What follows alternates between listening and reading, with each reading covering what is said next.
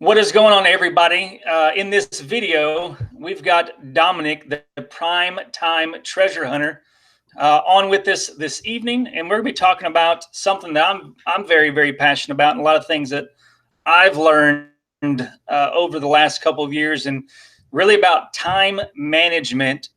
And we're going to talk really about part-time resellers who have full-time jobs, but I think we'll be talking about full-time resellers, about time management, and really some practical tools and steps and key lessons that I believe if you learn it and you self-reflect on your own operations, that it's going to make you a better business operator.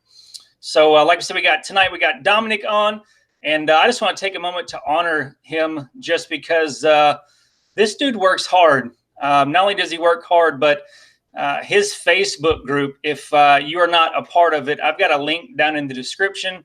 It is the best reselling Facebook group that I have come across of, and I'm probably in like 15 or 20 of them. And why I say is it the best, just because it's a positive environment, man. Like, he promotes encouragement, positivity. There's a lot of people that make new mistakes out there, new eBay sellers. And I've run into some eBay people who they know better than everyone. And they unfortunately let people know a time or two. But in Dominic's group, he doesn't really allow that. So I appreciate that, Dominic. And I think I've been part of your Facebook group for probably 10 months now. And when I joined, you had, I think, around 800 or 900 members, and you're closing in on 9,000 members now in your group. So that's awesome, man. Thank you. Thank you very much. I really appreciate it. Even Facebook, if you're not subscribed to his channel, you need to. He does lots of great videos. I'm still, his resizer video he did a while back, it saved me lots of money. But even his Facebook group, or I'm sorry, his YouTube channel, it's grown. I think it was around 700 when I subscribed. Now he's almost 5,000. And all of this while running an eBay store and also a full-time job. So I thought what better person to bring on to talk about time management than somebody like Dominic. Thanks a lot, Joe. I really appreciate it. Yeah, man. So just introduce yourself, that people that don't know you, just a little rundown of you, man. Yeah, no problem. I don't know if people could see me though. I don't know if I'm popping up on the Hangout there. So I'm just going to talk for a moment. I think that might work. Yeah, I think that's work. Okay, good, perfect. Thank you very much, Joe. So yeah, you just want me to do a little basic introduction, Joe? Yeah, man. Okay, cool. Yeah, so again, my name's Dominic. I go by the Primetime Treasure Hunter. I kind of have two lives. One, as Joe mentioned, I have a full-time job where I work as a board-certified neuropsychologist in a hospital. And so while there, I evaluate adults and children down to age 6 for basically I'm assessing them if they have either known or suspected brain disease. So I'm doing evaluations, throughout the week there. And, that job can be pretty busy. Sometimes it's a 12-hour day. I mean, last month was very rough. It was just very busy. And so, but I have a real passion for reselling. I've been doing it for a while. I'm sure we'll get into that a little bit later. I've been real active with social media over the past year and a half, or year and 4 months or so. Facebook group is about a year and 4 months old, and like Joe said, that's almost hit 9,000 members. We'll probably hit that within a week or two. It's called the Facebook Reselling Resource Center, and the YouTube channel. We just crossed over 400 videos the other day, and about at same time frame, about a year and 4 months, and that is, like Joe said, is just about to hit 5,000 subscribers or so. I'd say probably maybe hopefully in the next month or so. So I'm doing a lot there. I have a minimal presence on Instagram. I do some stuff there, but not nearly as much as the other two. So balancing out all those things. And like Joe, I am a family man as well. So I am married. I have 2 kids, not as many kids as you, Joe. So I decided not to get, I made a decision a long time ago not to get outnumbered. So I have 2, so at least it's equal. So, and if one kid goes Yeah. away for a sleepover, then we outnumber them. So we made sure of that. So, but yeah, so And that's we, just another thing I have to balance out is I have to balance out family life, I have to balance out work life, and I have to balance out my reselling business plus the social media aspect of it as well. yeah. So, I mean, that's crazy, dude. I forgot that you had your 400th video. That's cranking out some stuff, some videos. That's pretty good, man. Yeah. I mean, I'm dumbfounded. I mean, I struggle to get one out per week, and I like to think sometimes that I'm good at time management, but I've got you on here because I want to learn from you too. Sure. Yeah. So Well, awesome. So tell me what a go ahead. no, go ahead. It's all right. I'll go with the flow. I was going to say, I was going to ask, I don't know why it's not switching You back may and have to forth. I manually, never had these. you may have to manually switch it. All right. Yeah. Which yeah. Let's see. I Yeah, may, we'll do that. or So sorry, everyone, for these if that's too technical. much of a pain when I start talking, I mean, I could switch. I could hit it. So you can, Yeah, it don't matter. We'll figure it out. all right. But I was going to say, what does a typical day look like for you? Typical day during the am I still there? Yeah. Okay. Sorry. A typical day during a weekday would be that I have to be at work by 8 o'clock, 8 o'clock in the morning, and so that generally means I've got to leave the house no later than 7:30. I mean, I could push it with 7:40, but if I do that, I'm probably going to be a little bit late, which I don't want to do. So I got to start getting ready before that. But it's not like you might think that I just wake up, get out of bed, and get ready to go to my regular job. I have things I've got to do to get ready for the Facebook group in the morning. Like we have a daily theme. Today was Fishing Friday, where everyone had if they had something that they were selling in their store that had something to do with fishing, water, or sea creature, you could list that. And so it's a way for me to help group members have some exposure to their stores and to promote it in a contained way and in a non-spammy way. I think that's one of the things that helped the group grow is that I do allow self-promotion, but I do it in a way that's not spammy. So, and it's contained, like in these little themed, activities. So I have to get that ready in the morning, and sometimes some other things for the Facebook group. And then I, show up to the job, evaluate the patient, and depending on how complicated the case is, I could be there till as early as 5, or I could be there like many days this week. I mean, literally every day except today, which I took the day off to do garage selling. I'll be there till 7 o'clock. And so, then that means come home, try to spend some time with the kids. Like my son will be out there playing basketball. I won't even get changed. I'll be in my work pants and my outfit, and I'll be playing him a game of horse on the driveway just to try to make sure I'm fitting in some time.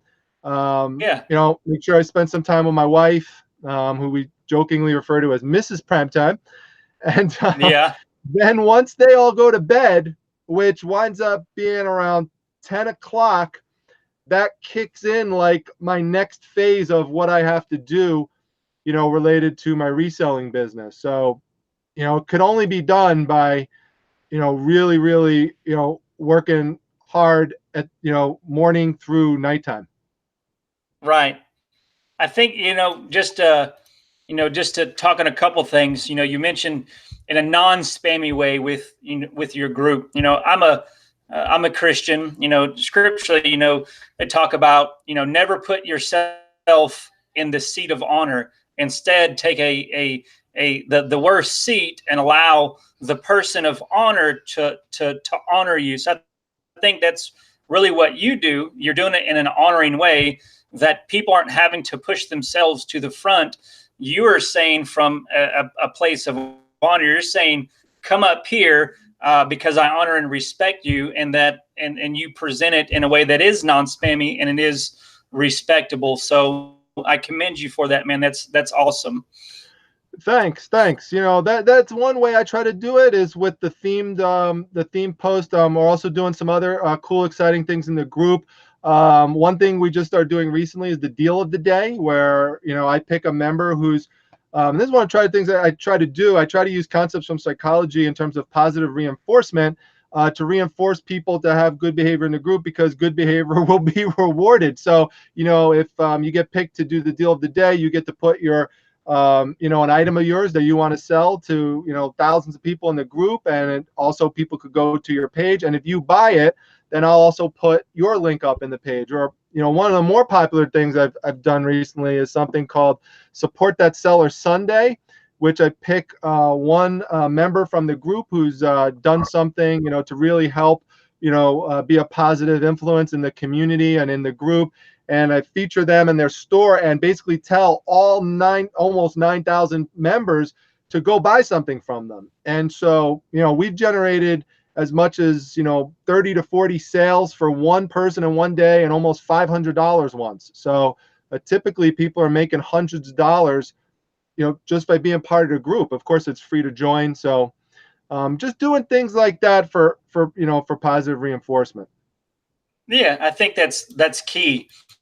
So you've talked about your day and what it looks like, but let's talk about how does this happen? It doesn't happen by accident.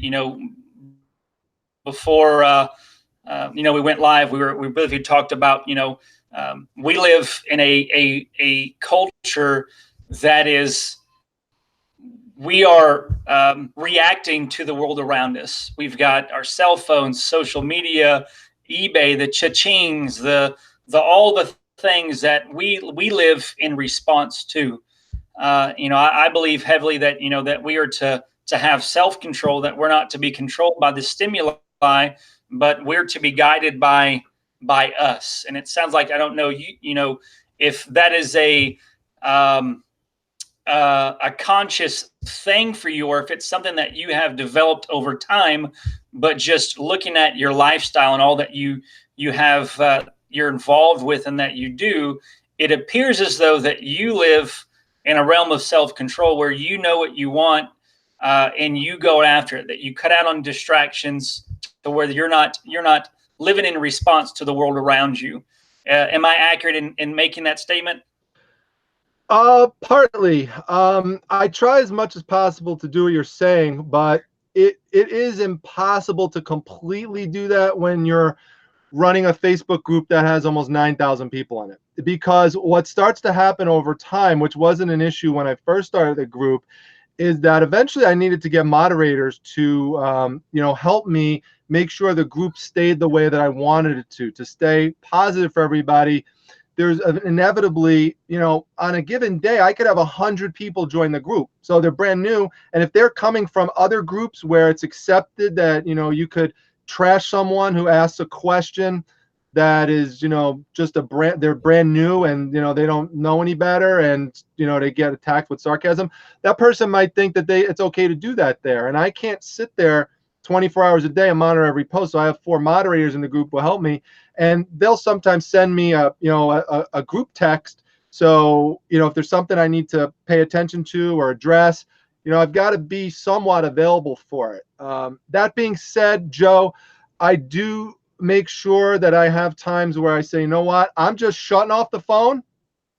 I'm shutting off the computer, and I'm focusing on what I have to do right now. Like, if, let's say I have to get listings up, or I have to play, I not have to, but I want to play basketball with my son. I want to go do something with my daughter. I want to watch a show with my wife. I want to watch a family movie night. I'm just turning things off, and that's what I'm focusing on. And those things are going to have to wait. After all, that's another reason to have moderators, is that, they could help make decisions for you when you're not around. So I try as much as possible, but when you're this involved in social media, it could get tricky sometimes. Yeah, I mean, I definitely understand that aspect. So I definitely, I don't feel like you're living in response, because you have responsibilities. It's like you can't ignore the responsibilities. You're staying in tune with those. But it sounds like you that I've had this saying is that you either are doing life or you are letting life do you. And it sounds like that you are intentional with the things that you do, like your your day. Let's talk about how you go about your day. Like we talked about that just a minute ago. We never really went into it, but just your day just doesn't happen. Like what type of mental process do you do to really map out your day? I think the best answer to your question, the best tip that I would give to people, especially, when you have, 5 or 6 different things that are on the plate that you have to deal with. Another thing I actually didn't mention, Joe, is, and it's crazy I didn't even mention this, but I also run a medical website. It's called medfriendly.com. It's actually a significant source of income for me because I have a blog associated with it that advertisers from all over healthcare, all over the world, actually advertise on this through what we call guest blog posts. So they pay me between $60 and $80 to put up a blog post related in some way to healthcare. And I've got to be on my toes for that too, because when those come in, they want them up generally within about 24 hours. So, I've got that coming in. So I pretty much, what I do is I have all these different things going on, right? And I've got to prioritize. That is the key number one 100% thing. Like, you have to be able to take those 5 or 6 things and you have to be able to rank them in order in terms of what is the most important thing that you have to get done, and focus on that and knock that out as soon as you can, and then go down the list towards those other things, and don't let those other things distract you and pull you off to the side. And that's what I do. I just have ways that I prioritize things. And one of the most obvious things is I have to tell myself, number one priority, besides family, of course, but with regards to all these different work-related items and all these different avenues of business that I'm involved in, is I have to say, number one, my full-time job. That's got to be number one. Like, there's productivity standards I have to meet, and if I don't meet that, I'll get in trouble, and I've got to make sure that I have that set. So I have to do that. Once that's done, and I know I'm on the right track for that, then everything else could come after that. So if I know, for example, I have 3 orders or 4 orders that I have to pack up, within 24 hours, or I'm going to get a ding in my selling status, I know I've got to pack that up. Those are paid for. Customers want those out. I got to get that done. If I got 2 blog posts that came in, I know that's money. That money, they pay for that after I put it up. I've got to get that up.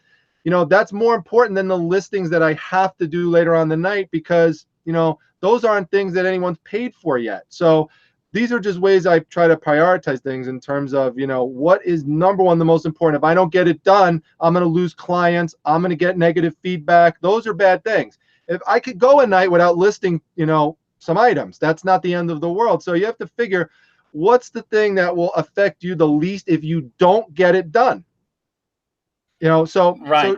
I guess, Joe, one example of that would be, ideally, I wanted to get up a YouTube video for this morning, but I just couldn't get to it. I was just exhausted from the week, and I was planning it, but I just couldn't get to it. I fell asleep. I just couldn't get to it.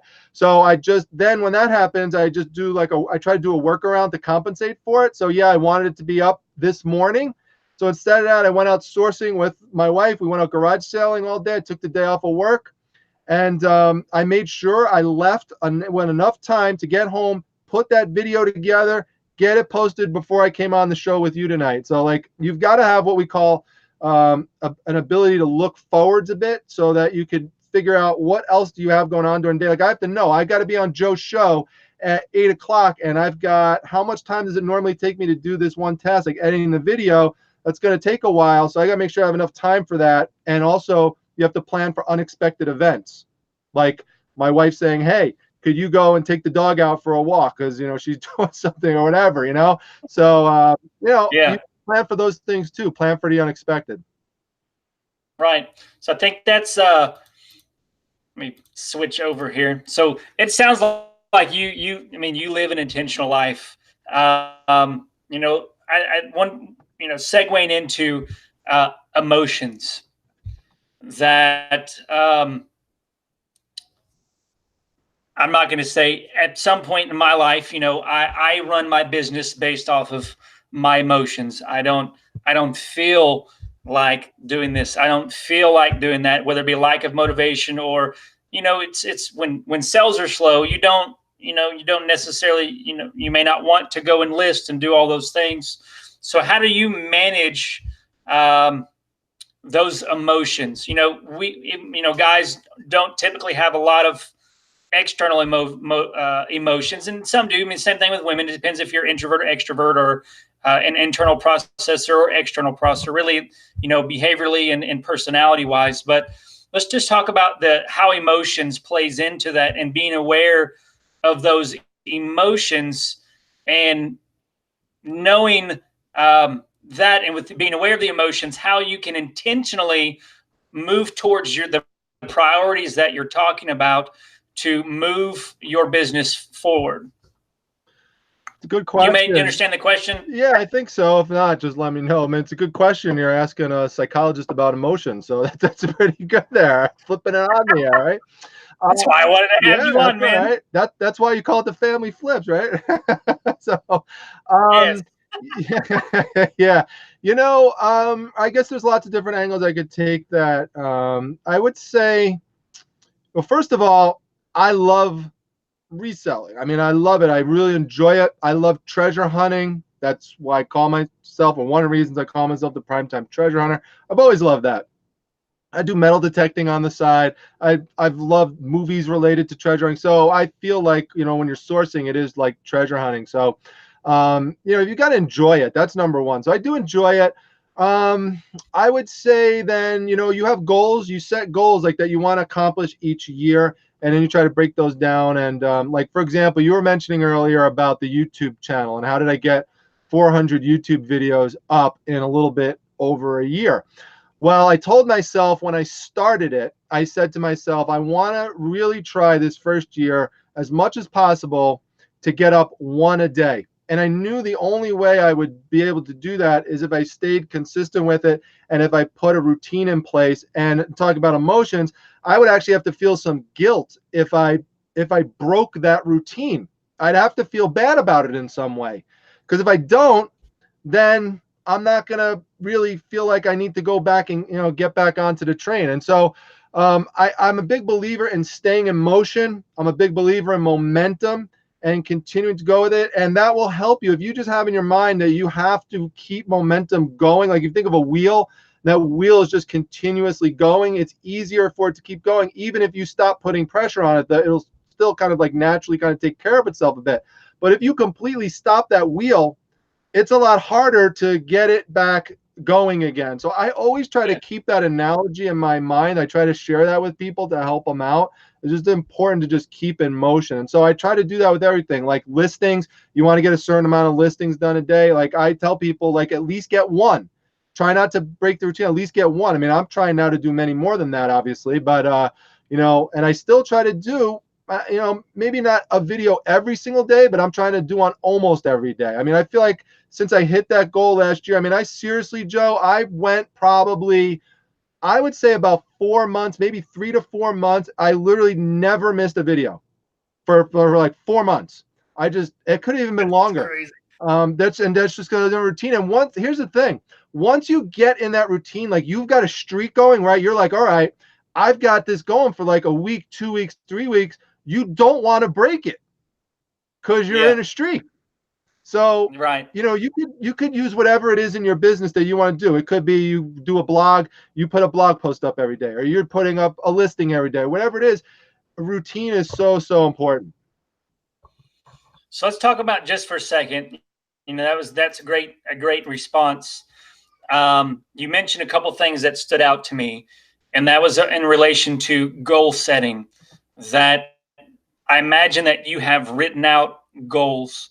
Am I correct with that? You write out your goals and the things that you want to accomplish? I may put them down like in the beginning of the year and sketch them out. And I know all about writing down goals and how important that is. In fact, Casey Paris was just talking about that recently on his show, Rockstar Flipper. There's actually been studies out there that show that people who write down their goals are much more likely to actually accomplish them than people who don't. But the reason I don't write them down, the only reason is that I know I mean, I have it in my head, like ingrained, what I want to get accomplished at the beginning of the year. I know what I want to get done. I know I don't have to write it down, that I know I wanted to get towards 10,000 members in my Facebook group by the beginning of the year. I know I wanted to get to 5,000 people on my YouTube channel. Like, I know, I think ingrained in my head. I know I want to get to part-time reselling. I want to get to $10,000 in 2 months. So like, these are very easy to understand global numbers that I don't have to write them down. They're just, and with the discipline that I have with it, that's probably why it's easier for me to just do it that way. But, for other people, it is great to have it written down and have it concrete like that. So you're looking at it every single day, especially if you have some difficulty with the motivation aspect. It's even more important to put that up in writing. So you look at it and it constantly reminds you. Right. Then that's good. But maybe the difference between you and a lot of people is you are driven. You have this intrinsic motivation about you to where mentally what you want to accomplish, and you've got that laser focus. And a lot of that's behavior style, and probably your motivators in life is that you want to build something, and that helps you with that. But let's talk about discipline for a second. Just practically speaking, for somebody who lacks the discipline, who lacks the self-control, but really wants to, so, there's lots of people out there that they want to create that new habit, and they try, but then they find themselves, slacking off, and then they find themselves, ashamed that they didn't do it. And it's the whole circle of negative emotions and the self-deprecating things. But just, some basics like 1, 2, 3, really something that somebody can do to really help build discipline to move forward in their life and in their reselling business. Well, one thing I would circle back to the routine. I mean, that's obviously important, but I think another thing that could help, and there's some people in the chat right now who I know who could attest to this, is try to find somebody who you could pair up with, that you could have almost like a mentorship with. And they don't even have to be somebody that is necessarily doing much better than you. It could be somebody who's in the same boat with you, so that you kind of help pick each other up when you're having a difficult time. You could send each other text. You could call each other. You could, get in like a little group chat with like a few people.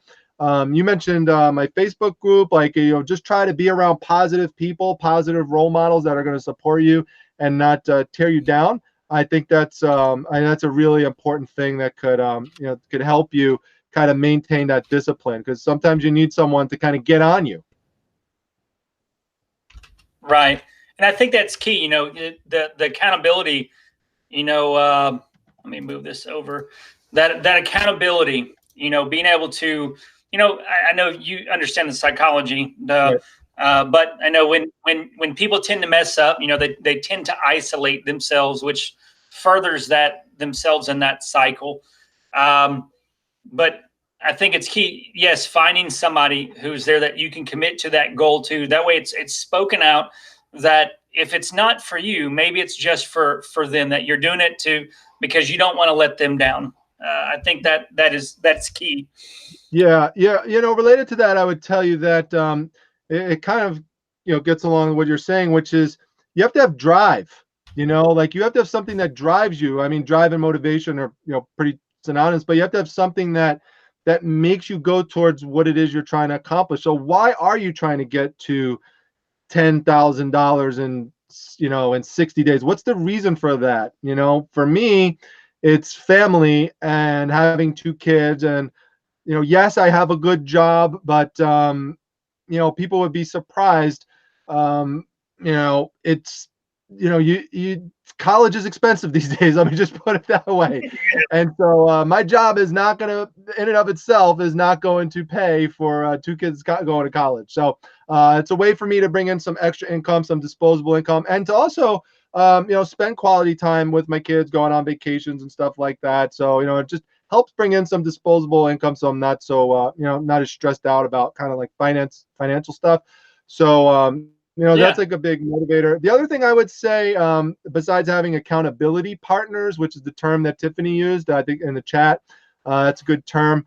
I also think that you should have somebody who does what you do that you look up to, and it could be more than one person that you want to try to strive towards. You want to kind of be like, they almost serve like a mentor. They don't even have to be someone who you talk to. It could just be someone who you see and how you've seen what they've accomplished, that you want to try to get to that level. And so that could help you with drive, because if you see what that person is doing every day and that they're staying on task and that they're, whatever, they're putting up 5 listings, they're making 10 sales, they're putting up a YouTube video every day, whatever it is that they're doing that you want to do, you see them doing it, that's good role modeling. And that could help you stay disciplined, because you're like, man, I was going to slack off on doing a video, but now I saw that so-and-so did one last night, and I want to make sure that I stay on track too. So that could help push you.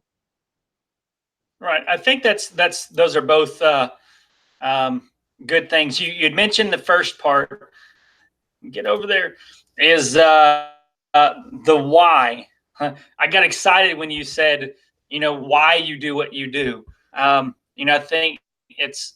I ask people all the time, like, why are you doing this? Like, why are you a reseller? Why do you have this job? Because that's for me and my wife. We always go back to our why. Like when things get tough, when things aren't going the way that we expect or the way that we want, or whatever it is, that we revisit our why. And that's what guides us. That's what motivates us. That's what drives us. So I just want to encourage, like, if you're listening and you don't know why you are doing what you're doing, to figure it out. Like if you and your spouse you're in this together or whatever it is, that figure out your why, and let that be your motivator when things aren't going the way that you want, or even when things are going well, because you can have adverse behaviors created out of positive things going on in your life. Like if you have a good week of sales, that you're running on that dopamine high of that cha-ching, cha-ching, cha-ching, or you've got those good scores from sourcing, that you're running on that high, so you slack off. But if you're led by your why, then it doesn't really matter the negative emotions and the positive emotions, that you're being led by your why. So that's awesome that you had said that you knew your why. So that's pretty cool. Yep. Yeah. No, totally true. And Dan brought up a good point. He just put in the chat that a lot of people's drive gets killed by their own negative thoughts.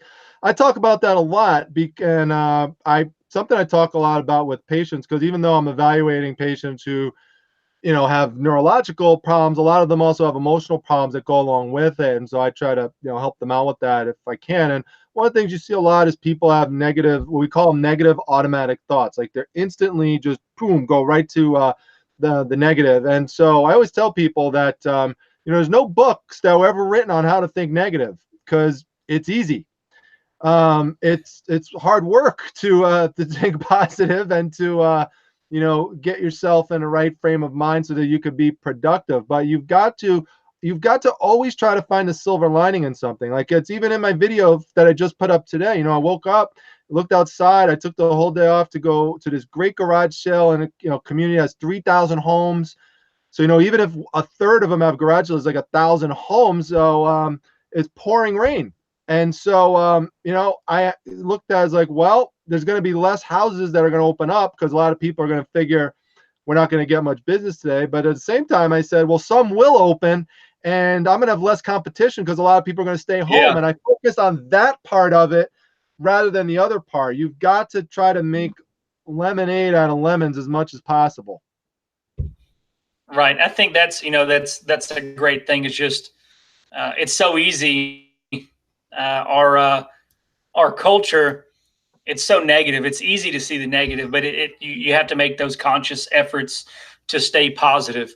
So we're going to open up to questions. If y'all have any questions, and I appreciate all y'all tuning in this evening. Any questions for me or for Dominic or what have you? And if not, then we'll cut prime time off of here. He can get back to his family. I can get back to my kids. And so if y'all have any questions, just put it in the chat.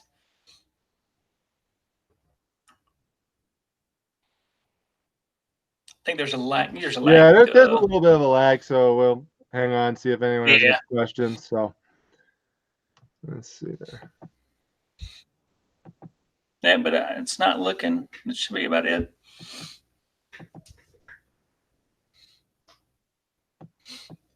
Oh, got a question. Awesome. I saw Pyramid 7 ask this question before. How do you successfully start out with no Yeah. reviews? But I'm not sure what he's referring to by reviews. Maybe I asked him to clarify that, or her. I'm not sure in the chat. I'm not Yeah. sure I what think that. you're talking about, you're referring to eBay, and you're talking about where you do not have anybody who is giving you feedback.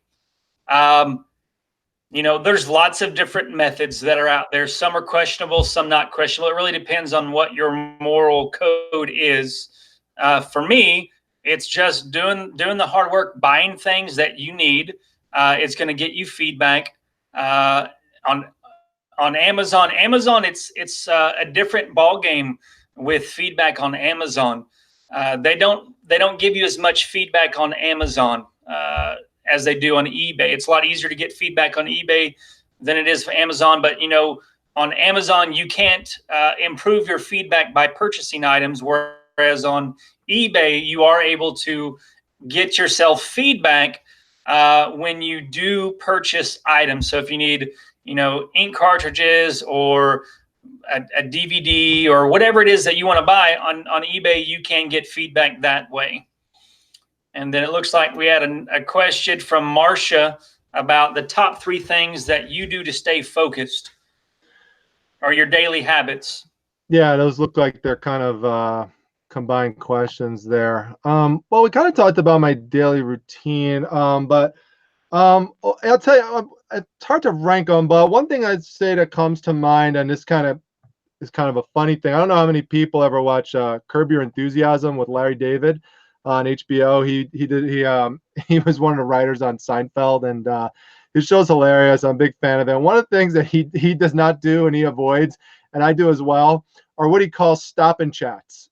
And what a stop and chat is, and it happens a lot at work. It can, is you just kind of stop, like someone stops you in the hallway, and all of a sudden you're like caught in like this, little chit chatty conversation, and before you know it, like an hour's gone by, and you've lost like an hour of productivity, and you didn't really talk about anything. I try as much as possible to avoid that as much as I can. And I really try not to be rude, but again, I make sure I like keep emotion. So like there's a room where I go and like it's like a lounge area where I go to like microwave my lunch and stuff. And I make sure when I go in there, like I constantly stay moving, and like I'm moving in, I'm moving out. Like I'm not going to get trapped in an area because I've got too much to do. Like it's not rude. I know it might come across that way.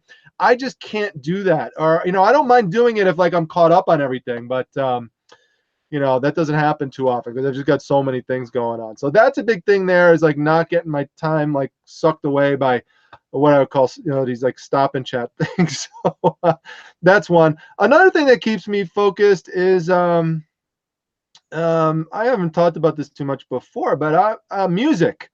I like to put on music. Specifically you talked about emotions. Music does bring out emotions, and I like to put on like kind of like fast-paced music that like keeps me going, keeps me motivated, like kind of like pumps me up and like makes me think of like things that I want to kind of accomplish and stuff.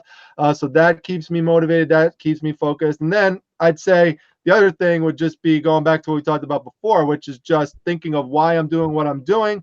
One of the reasons I said is financial. The other thing, Joe, is that I like to take on challenges.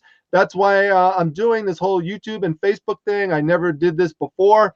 I've accomplished a lot of things in my professional career and elsewhere. But for example, like with the website, the medical website I was telling you about earlier, I had never done a medical website before. I'd never done any kind of website. And this was when like the internet like first came out basically. And someone else I knew had started like a little website about psychology. And I said, how did she learn how to do that? She said, well, she just picked up a book, learned HTML, and then just went out and did it. I said, well, if she could do it, I could do it. So I went out, I bought a book, I started reading about it. And, I just did it like just to take on the challenge. And I didn't realize it was going to turn into what it did.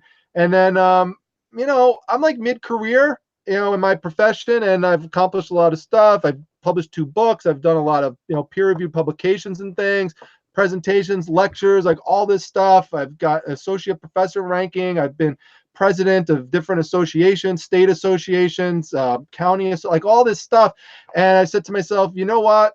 None of that stuff is really bringing me in any money for my family. And so I want to now, since I've accomplished those things, I want to shift to something else, and I want to take on some new challenges outside of my profession. And that's what kind of put me into all this stuff about, with the social media about a year and a half ago. So a lot of it is just me keeping on top of that and saying, okay, like I want to keep at this and seeing how far I could go with this challenge that I took on. Right. I think it's awesome. Do you are you aware of DISC or Enneagram? DISC or Dominic? was that a question that came Enneagram. in? Is that a question? No, it's me. I'm trying Oh. to. It was my question. There's another question I'll get to, but I didn't know if you've heard of DISC behavior styles or Enneagram personality assessment. I don't know if you've heard of that before. No, I mean I know of the I know of the main personality assessment tools, obviously, but no, I've not heard of that. Okay, I'm trying to kind of analyze your behavior style and see what drives you. So I was just curious, and we had a question about, is Miss Primetime ever going to come on your YouTube channel with you? That's a very good question, Tiffany. You never know.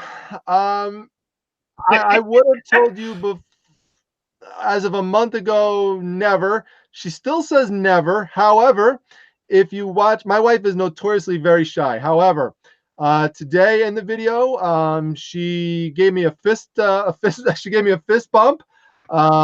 We've got her shoes walking in it a little bit. We've got her actually displaying a couple things she bought with her hands, and her legs are in it. So we're getting a little bit there. Right on. We got a giggle in a prior video. We got a sneeze in one. We've got coin jiggling in one. We've got a punch. One time she gave me a little light punch. So we're like slowly getting there.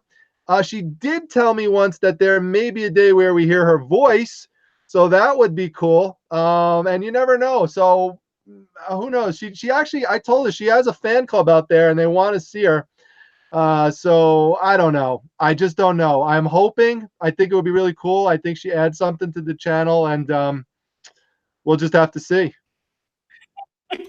So maybe in like 2 years, she will be doing her own live stream.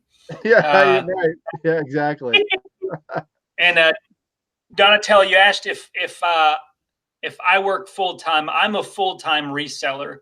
I quit 5 years ago. I was a food and beverage director for Hilton Hotels, and I gave my 2 weeks notice and became a full-time reseller right off the top. So I'm full-time. My family, this is our only income as a family. We do this all together.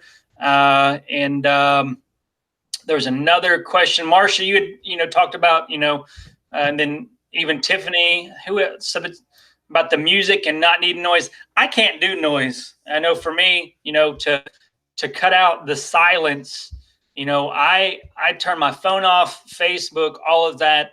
I turn it all off. I turn my phone on silent, put it face down on the table, or put it away from me to make sure that I can stay focused. Because it doesn't take much. You get one ding on your phone, Facebook, and the next thing you know, you've been scrolling for 20 minutes reading Dominic's awesome bolos that he puts out, and all the great group interaction. So that's what I do, and so I appreciate the thumbs up. And if you don't have any more questions, we're going to jump off here. I'm going to respect Dominic's time, and appreciate all y'all that have been tuning in this evening. And if you haven't subscribed, I'd appreciate subscribing.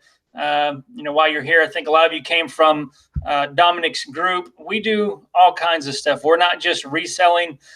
We kind of do family vlogging. We do reselling stuff. I think my wife put up a video the other day about homeschool. What we homeschool our kids, kind of what that looks like. So if there's no other questions, we're going to get off of here. And I appreciate you, Dominic, coming on here this evening, and leave them with one thing, one final tip that's going to help them crush their day tomorrow. One final tip that's going to help you crush your day tomorrow. Okay. Yeah, well, I'm going to say this because, believe it, I am surprised at how many people, even people who are experienced, will do this. And especially for people who are brand new at watching this. Please, please, please, before you purchase most things that you're out there that maybe you just don't know too much about, please go and check your comps and make sure you are using data to make your purchasing decisions, because I find so many instances. I help people out with like store reviews and stuff, and I ask them about how they acquired inventory, and a lot of times they're just telling me, well, they're just going by gut, or they saw what someone else is selling it for or asking for, but they haven't checked if it actually sold, and they didn't filter it by what is the lowest that somebody is currently selling it for right now. They might have just seen a promoted listing and didn't realize that the item they bought that they thought they were going to be able to sell for 25 is actually being sold by someone else for $8.99. So please, please, please use data, trust the data, and let the data guide you in your business. That's been one of my big, big guiding principles, and it has helped me enormously. Yeah, that's awesome advice. I'm going to use it. Awesome. We appreciate y'all, everyone, for tuning in and subscribing and liking this video. If you haven't subscribed to Prime Time's YouTube channel already, make sure you do so. Link is down in the description. Get on his Instagram and his Facebook group. And I appreciate you guys, and keep crushing it.